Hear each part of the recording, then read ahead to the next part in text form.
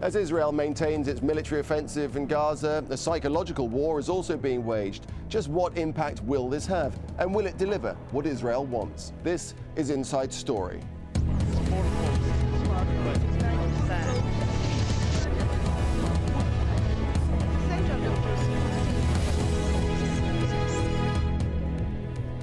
Hello and welcome, I'm Nick Clark. The new year in Gaza marked the 6th day of Israel's offensive there, with the death toll reaching 400. The latest victim is Nezar Ryan, a Hamas senior leader. Now, after international efforts had failed to put an end to the attacks, Israeli warplanes carried out more strikes on a number of targets inside Gaza, hitting the Palestinian Legislative Council building, a number of ministries, as well as tunnels running under the Gazan-Egyptian border, and a suspected arms depot.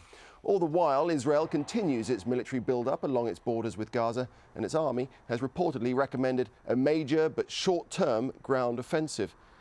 Israel's defense minister, Ehud Barak, who has described the Gaza offensive as an all-out war, vowed to do whatever it takes to put an end to rockets firing.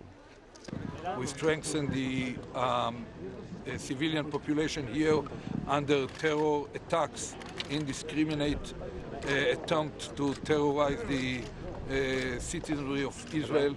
The IDF is responding in order to put an end to this terror campaign, and we will do whatever it takes. We are ready to deepen and widen the operation in order to make sure that calm and tranquility will come back to the region. We believe that this is our primary contract with our citizens, to protect them against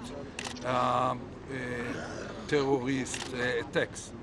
Well, Israel claims its objective is stopping the rocket fire from Gaza, but so far they've actually provoked more rocket fire deeper into Israel than ever before. Now, Israel's targets in Gaza are controversial. It says it's targeting Hamas's military equipment, such as rocket launchers and rocket factories. Also under attack are what the Israeli military calls suspected hideouts. And for some, those are the most disputed targets, because pretty much anything can be suspected as a hiding place for weapons or Hamas fighters. In practice, government buildings, mosques, the Islamic University of Gaza and a refugee camp have all come under attack. The difficulty for both the Israeli military and the Gaza residents is the entire Gaza Strip is just 10 kilometers wide and 40 kilometers long and has a population of 1.5 million people, which makes it one of the most densely populated spots on Earth. Civilian casualties are unavoidable. Well, joining us today are our guests in New York, Dr. Raanan Gissan, a former Israeli Defense Force official and former senior advisor to Prime Minister Sharon. In Beirut, Elias Hanna, retired Lebanese army general and military analyst. And in Cardiff, in Wales, we're joined by Ihab Bisaiso, a lecturer of political communications at Cardiff University. Gentlemen, welcome to all of you. Dr. Gissan, if I could start with you first. Now, this military operation has failed to accomplish its primary mission, hasn't it? Neutralising Hamas rocket fire 6 days in, and rockets landing further into Israel than ever before.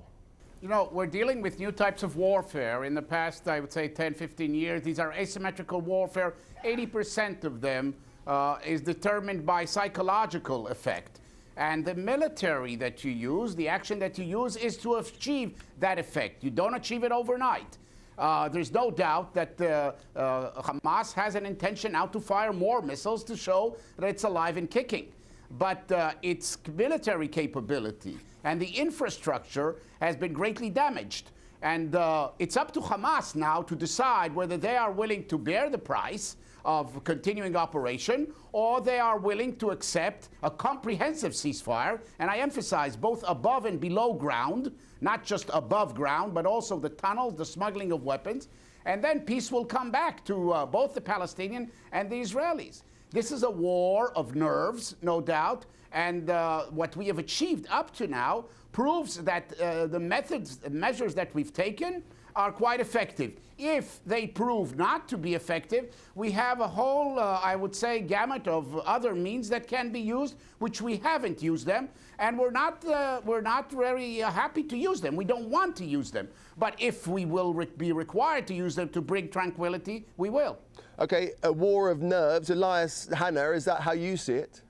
The nature of war, this kind of war, is totally different from, the conventional wars when you talk about damaged infrastructure for Hamas, you have, since it is asymmetrical warfare, you have no capability to assess the damage, bomb damage assessment, or you cannot quantify what you have done as destroying the infrastructure, destroying the missiles, destroying the logistics. So I think the test will be, if it's going to be ground incursion, ground operation, at that time we can see how much this air campaign has done damage to Hamas. Moreover, I think that we are now, or Israel now is in a diminishing return vis-a-vis the targets, vis-a-vis the center of gravity of Hamas, because there are out of targets now as far as the Israeli Air Force is concerned. Now we have to wait and see. I think now Israel is in a dilemma what to do next. Is it ground incursion? Time plays into Hamas's hands. While they make that decision, Ihab Biseso in the United Kingdom, we've seen a lot of posturing from Hamas saying that they're ready for the fight, but the reality for most Palestinians in Gaza is that it's a living hell, and that's part of the, I guess, the psychology of the Israeli war machine. I mean, telling people they're about to be bombed is pretty terrifying, isn't it? Yes, absolutely. Let me clear first that in this military campaign against the Palestinians in Gaza Strip, there are three elements which is leading to the psychological warfare which the Israeli army is currently using. First, the destruction leading to the death, leading to fear. For the destruction part, I think the Israeli army has been targeting a wide section of targets, mostly civilians, in addition to some security centers and police stations. However, the majority of the targets were basically civilian targets. However, the Israeli army is trying to explain that these were basically used by Hamas. This selection of targets leading to a high number of deaths. I mean, we are talking about now 400 people being killed just in a few days. The Israeli army is thinking that this is leading to quite a fear factor among the Palestinians that they will be collectively subjected to this indiscriminate shelling, which is obviously it's using various methods to achieve that, one of which is basically ringing randomly the Palestinian houses and asking them to evacuate or not to hide any Palestinian militants in their houses, otherwise the houses will be destroyed on their heads. You know this particularly well because you, I understand, have family there. Do you think that the will of the Palestinians can be broken in this way? Well, it is very hard to answer this question because obviously this is kind of a battle that Hamas itself is fighting for. I mean, we cannot ignore the factor for hearts and minds, and obviously if Hamas is losing this factor among the Palestinians, that means there is a huge part of this war is going to be lost. So obviously, if the Israelis are thinking that this is obviously is going to sort of yield the Palestinians well to basically resist. I mean, resisting by insisting to live and insisting to be in their houses.